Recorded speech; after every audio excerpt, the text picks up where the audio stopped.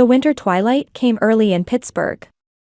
As snow began to accumulate on the cobblestone streets of the upscale residential area along the Allegheny River, a quiet dinner hour was passing in the Clark mansion. "Elizabeth, would you pass the salt?" Richard Clark said without looking up at his wife, his eyes still fixed on the documents in front of him. Elizabeth silently handed him the salt shaker. They had been married for 5 years and had spent 13 years together, but lately, their conversations consisted only of such mundane exchanges. "How was the hospital today?"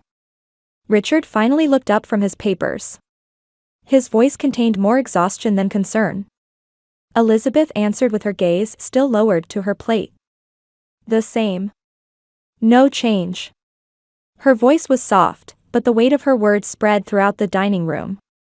It had been 3 years since they began fertility treatments. Countless tests, injections, medications, and repeated disappointments. Richard let out a slight sigh and returned to his documents. He was a brilliant real estate developer and held a substantial number of shares in Brown Real Estate, which was owned by Elizabeth's parents. As the son-in-law of the Brown family, it was tacitly understood that he would take over the company in the future. Elizabeth's talent as an architectural designer was first-rate, but it was only recognized within businesses related to her parents' company. Brown Real Estate was a prestigious firm spanning 3 generations, and her father, George Brown, was a businessman known for his iron will. "You haven't forgotten about tomorrow's dinner, have you?" Elizabeth tried to change the subject. "Your parents and sister are coming, right?" Richard looked up. "Victoria said she has some news to share." Elizabeth frowned slightly. Her sister Victoria was the daughter who received all their parents' love. Beautiful and sociable, she was always the center of attention.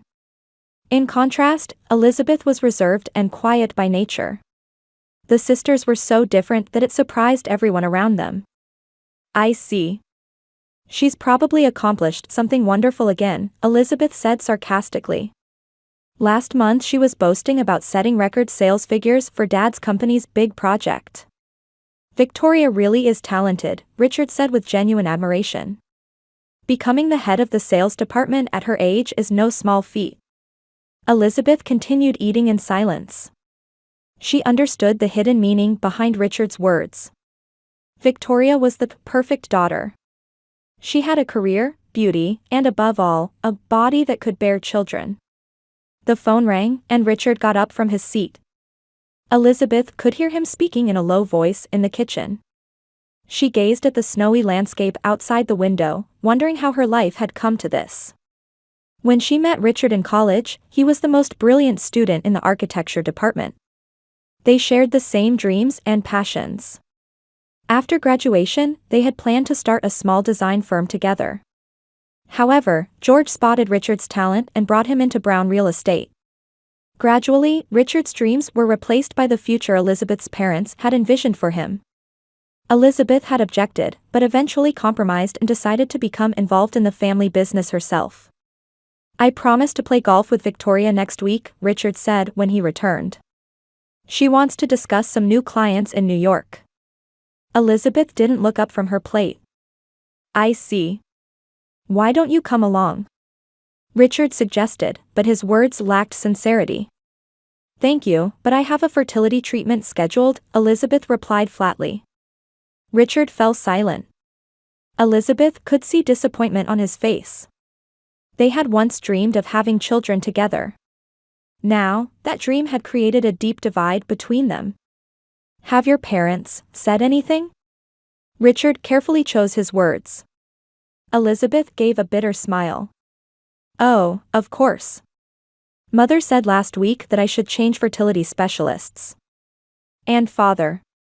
She paused. "Father said the Clark name must continue." Richard said nothing. His silence spoke volumes. The next morning, when Elizabeth woke up, Richard had already left. A brief note was placed on the kitchen table.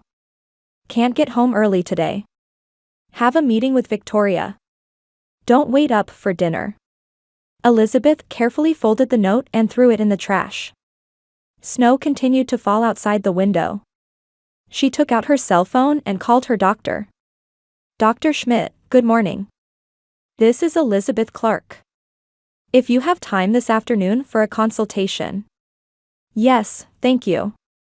She hung up and took a deep breath. Today, she planned to discuss the results of her last fertility treatment. And if the results remained unchanged, she would have to make a major decision. On her way home from the hospital, Elizabeth's steps were heavy. The conversation with Dr. Schmidt kept replaying in her mind. I'm sorry, Mrs. Clark. The last treatment was also ineffective. She parked her car in front of her house and rested her forehead on the steering wheel for a while. No tears came. It felt as if she had run out of tears. As she headed toward the entrance, she noticed an unfamiliar luxury car parked there. Her parents must be visiting. Elizabeth took a deep breath and opened the door. I'm home, Elizabeth announced quietly. There was no response from the living room. She took off her shoes and hung up her coat. As she walked down the hallway, she saw her parents, Richard, and Victoria gathered in the living room, a tense atmosphere hanging in the air. Hello, Elizabeth tried to smile, but lost her words at their somber expressions. Father George was sitting on a heavy sofa, both hands resting on his cane. Mother Martha was seated next to him, sitting up straight with her legs elegantly crossed. Richard stood by the window, appearing to look at the scenery outside, but his posture was filled with tension. And Victoria was sitting in Elizabeth's usual chair, with perfect makeup and hairstyle, staring at her sister. Elizabeth, sit down, George's voice was low and filled with authority. He didn't look at his daughter and began speaking as if in an important business meeting. Elizabeth silently followed her father's instructions and sat down at the edge of the sofa, the only remaining seat. What did the doctor say? Martha asked. Her voice seemed gentle, but her eyes were cold. No change today, Elizabeth answered quietly. The last treatment was ineffective. A heavy silence dominated the living room. George sighed and finally spoke. Richard, it's time to make a decision. Elizabeth is defective. There is no future staying with a woman who cannot bear children. Divorce her and marry Victoria. Elizabeth couldn't believe her ears. Defective? She was shocked by her father's words, feeling as if she couldn't breathe. Father. She tried to raise her voice, but only a hoarse sound came out. Be quiet, Elizabeth, Martha said sternly. This is for the family. Brown real estate has been passed down through blood-related heirs for generations. Richard needs an heir. Elizabeth couldn't believe her ears. But... Sister, Victoria interjected. Her voice was sweet, but her eyes gleamed triumphantly. You're over 30 now, why don't you give up? Leave it to me. Richard and I have gotten along since our college days. Elizabeth gripped her knees with trembling hands. Victoria, what are you saying? He's my husband. A wife who cannot produce blood-related offspring is not a true wife, George coldly declared. Richard's talent cannot be wasted. He has the obligation to continue the company. Elizabeth desperately looked at Richard. She prayed that he would say something, that he would protect her. Richard. She called her husband's name. Richard finally turned his gaze from the window and faced Elizabeth. His face was unreadable. Elizabeth, he called her name and hesitated for a moment. We've tried enough. For 5 years, we've tried to have a child. It's at its limit. Elizabeth's heart froze. Richard, even you. I'm sorry, it's not possible with you, Richard looked down at Elizabeth with cold eyes. Considering the company and children. I need an heir. Elizabeth's world collapsed. She stood up and looked around the room. Her parents, sister, and husband. The people she thought were her family now seemed like strangers. Are you all really okay with this? Elizabeth's voice trembled. Is blood relation all that makes a family? Elizabeth, look at reality, Martha said calmly. Business isn't driven by emotions. This is for the good of the entire family. Family? Elizabeth gave a bitter laugh. This is family? Abandoning each other, betraying each other, living only for bloodlines, this is family? Don't get emotional, George said sternly. Victoria and Richard are a perfect match. The company will be secure. Elizabeth silently left the room. She went upstairs, entered the bedroom, and quickly took out a suitcase. While packing the minimum necessary clothing and personal items, her mind was in chaos. When she finished packing, the door opened, and Richard was standing there. His face showed signs of guilt, but determination was also visible. I'll pay you ample alimony, he said quietly. The house, the car, whatever you need. Elizabeth looked at him. The man she once loved, the man with whom she once dreamed. Now he was a stranger. I don't want anything, she said quietly. Just send me the divorce papers. Elizabeth picked up her suitcase and passed by Richard. When she went downstairs, her parents and Victoria were still sitting in the living room. They looked at her, but no one said anything. Elizabeth headed for the entrance and left the house without looking back. The snow had begun to fall heavily. She loaded her suitcase into the car and started the engine. Taking one last look at the house reflected in the rearview mirror, Elizabeth made up her mind. Leave Pittsburgh and start a new life. The West Coast, Seattle. She had never been there, but now it seemed like a symbol of a new beginning. Elizabeth drove off into the snow. Tears fell from her eyes, but they were not tears of sadness, they were tears of liberation. The rain in Seattle was gentle. It didn't have the coldness of Pittsburgh's snow, but a warmth that washed and cleansed the earth. Elizabeth was gazing at the rain-soaked city from the window of her small apartment. 3 months had passed since she moved. The room had only minimal furniture, but the walls were decorated with architectural sketches Elizabeth had drawn. She took a deep breath and looked at the clock. It was time to head to her new workplace. Robinson Architects was a highly regarded architectural firm in Seattle. Elizabeth had applied for a job she found on the internet and sent in her portfolio. When she visited Seattle for the interview, she was captivated by the city's open atmosphere. Good morning, Ms. Clark, the receptionist, Kate, greeted her cheerfully. Elizabeth smiled back. No one here knew about her past. She was simply a talented architectural designer. Not an infertile wife, not defective. Michael is waiting for you. He wants to talk about a new project. Elizabeth nodded and headed to the president's office. Michael Robinson had lost his wife to illness 10 years ago. He was raising his 10-year-old adopted daughter, Samantha, alone while running the company. Elizabeth, thank you for coming, Michael opened the door and welcomed her. His smile was genuine. Please sit down. Elizabeth sat down and listened to Michael's explanation of the new project. It was the design of an elementary school using sustainable materials. I want you to be the lead designer for this project, Michael said with a serious expression. I was impressed by your talent for environmentally conscious design in your portfolio. Elizabeth was surprised. But I've only been here for 3 months. Talent doesn't have a probationary period, Michael smiled. Besides, Samantha likes you. Her opinion is important to me. Elizabeth couldn't help but smile. She had met Samantha at the company's family day last week. She was an intelligent and curious girl.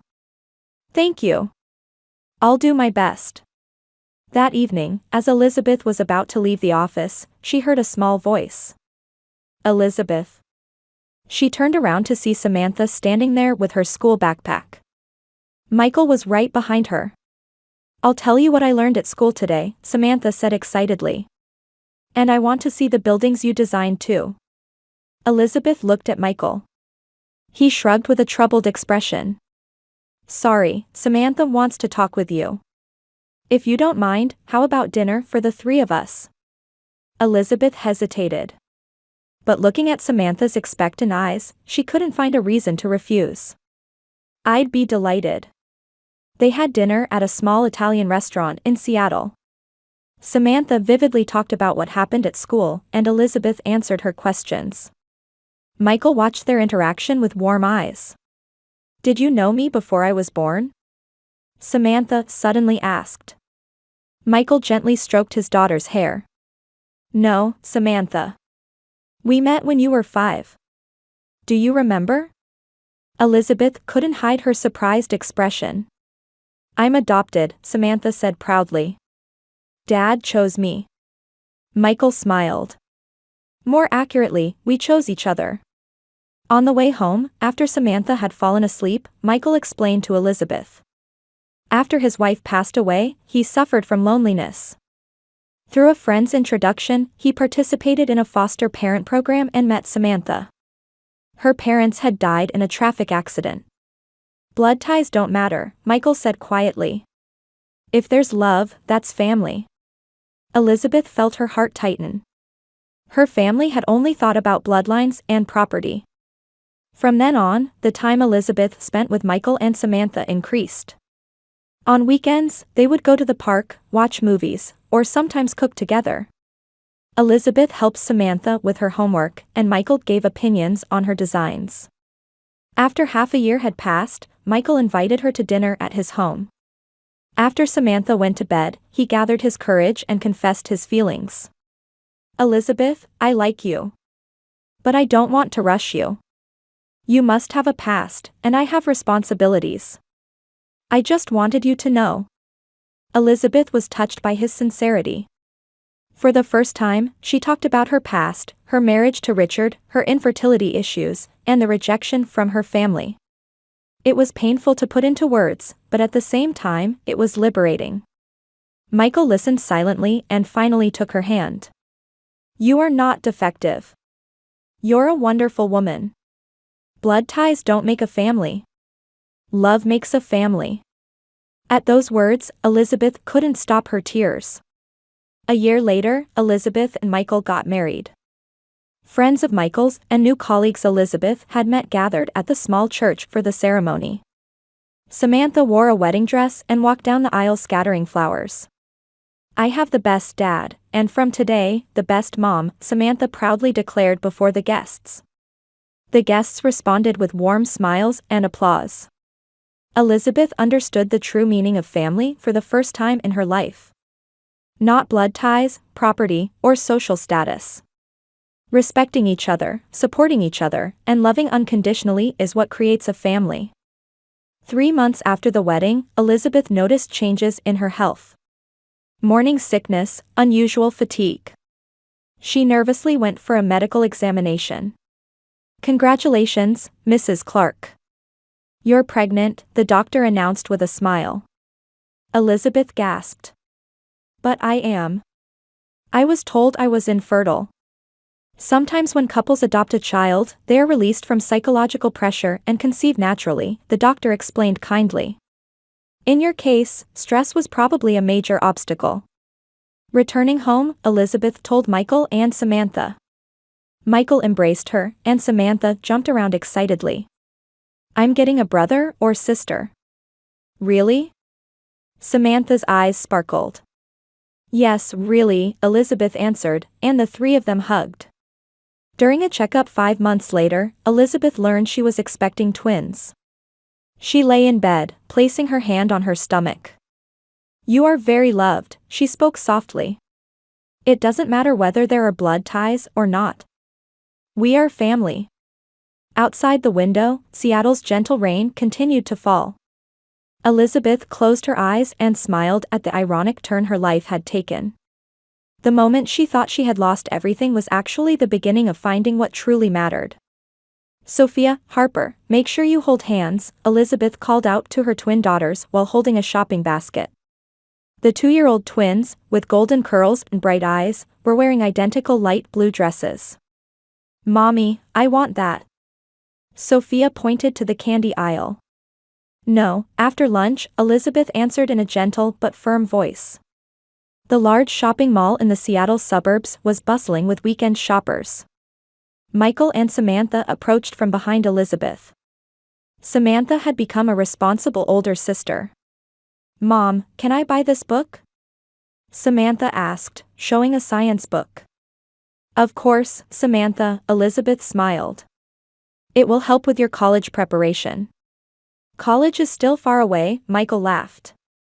He took the shopping basket from Elizabeth and picked up one of the twins with his other hand. Well, Michael, Elizabeth grinned. The day these girls go to college will come before you know it. They finished buying groceries and decided to have a light lunch at the food court. While Samantha was looking after the twins, Elizabeth and Michael went to get drinks. Elizabeth leaned happily against Michael's arm. I can't believe it, she said softly. 3 years ago, I couldn't have imagined such happiness awaiting me. Michael kissed her cheek. You deserve this happiness. It was then that a familiar silhouette entered the edge of Elizabeth's vision. She stopped and caught her breath. On the opposite side of the food court stood Richard, Victoria, and her parents, George and Martha. Elizabeth? Michael asked, noticing the change in her expression. What's wrong? Elizabeth was speechless. Their appearance, which she was seeing for the first time in 3 years, was quite different from what she remembered. Richard's hair had thinned, and his face showed deep signs of fatigue. Victoria had lost her former radiance and was looking around with a nervous expression. Her parents also seemed aged, especially her father George, who appeared to rely more heavily on his cane. That's my former family, Elizabeth finally managed to say. Michael looked in their direction and squeezed Elizabeth's hand. Are you okay? Do you want to go over there? Or would you rather avoid them? Elizabeth took a deep breath. There was no need to run away, she told herself. No, it's fine. Let's go back to our table. As they were eating, the inevitable moment arrived. Richard came to get drinks and caught Elizabeth's eye. He stopped in his tracks, surprised. Elizabeth. She nodded calmly. Richard. Richard looked at Elizabeth's table. Samantha and the twin daughters, and Michael. Complex emotions crossed his face. Family, he asked quietly. Yes, my family, Elizabeth answered proudly. Richard seemed about to say something, but just then Victoria approached. She froze for a moment when she saw Elizabeth. Elizabeth? Her voice was mixed with surprise. Is it really you? Hello, Victoria, Elizabeth responded flatly. Her parents must have noticed too, as they slowly approached. Michael stood up and introduced himself. I'm Michael Robinson. Elizabeth's husband. After a heavy silence, Elizabeth asked, What brings you to Seattle? Business, George answered. His voice wasn't as powerful as before. A branch office on the West Coast. He cut off his words.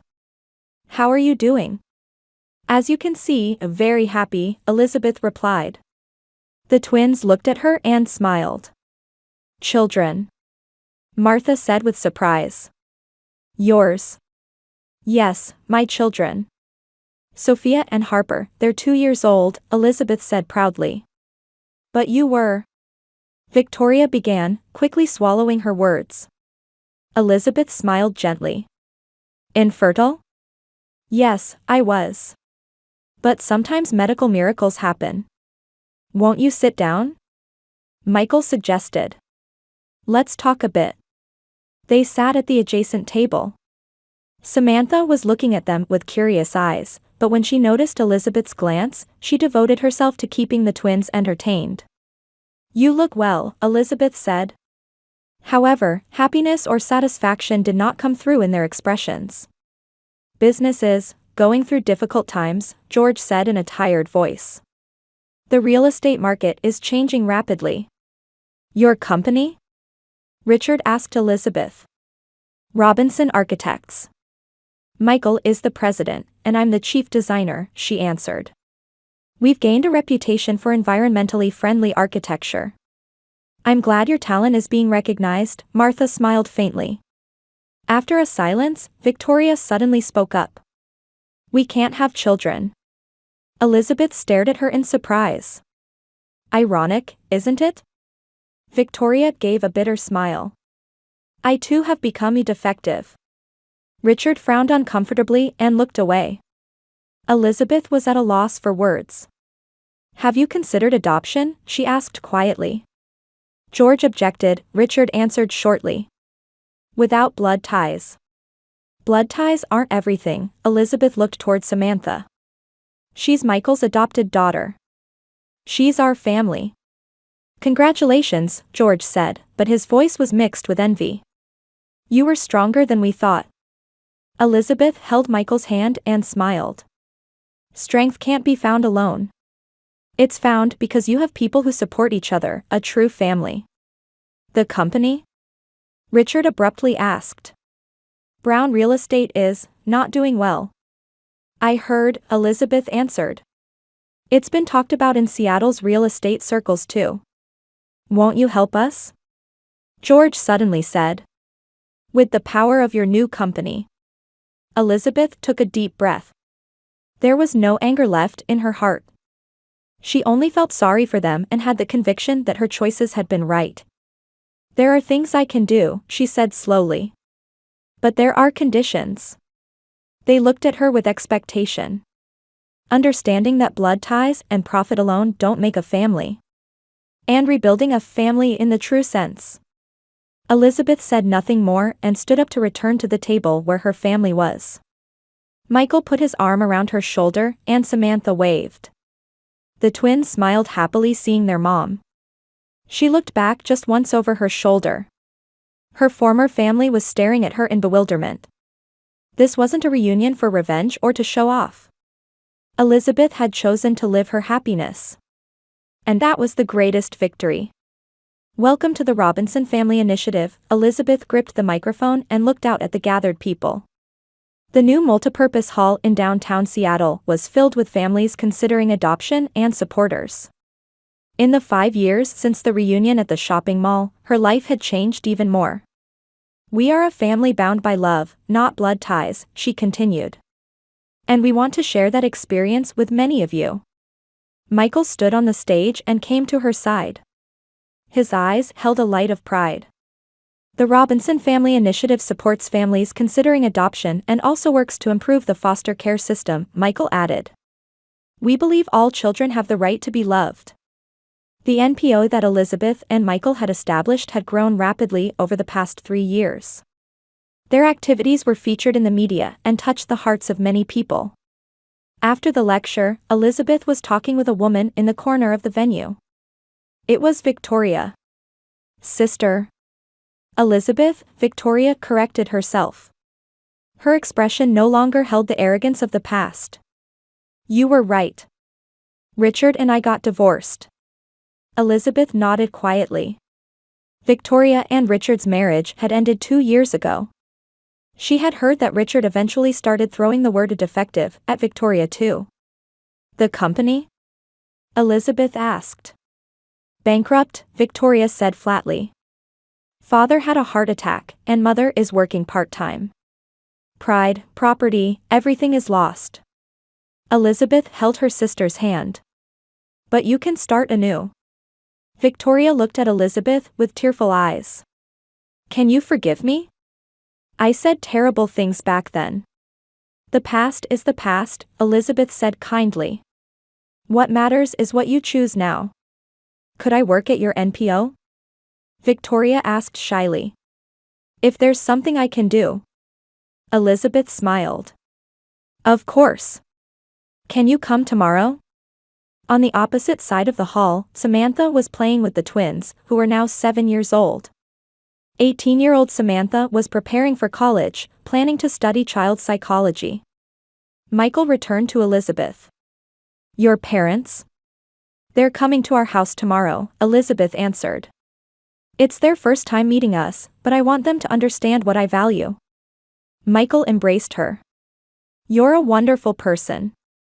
Elizabeth looked back. Various forms of families had gathered in the venue. There were families connected by blood, families who had welcomed adopted children, and foster families. Her heart was filled with warmth. On the way home, Elizabeth gazed at the scenery outside the car window. Seattle's rain continued to fall gently, blurring the city lights. Come to think of it, that day, I left home after being called a defective, she said quietly. But that was the turning point in my life. Michael held her hand. Sometimes, the greatest setback can become the greatest gift. Elizabeth nodded and looked at the children sleeping in the back seat. Samantha, Sophia, Harper. And in her womb, a new life was growing. According to the doctor, it was going to be a boy. What makes a true family? Elizabeth smiled. It's not blood ties, but recognizing each other, supporting each other, and loving unconditionally. The car continued through the rain, and they returned to their home where the warm lights of the Robinson family were glowing.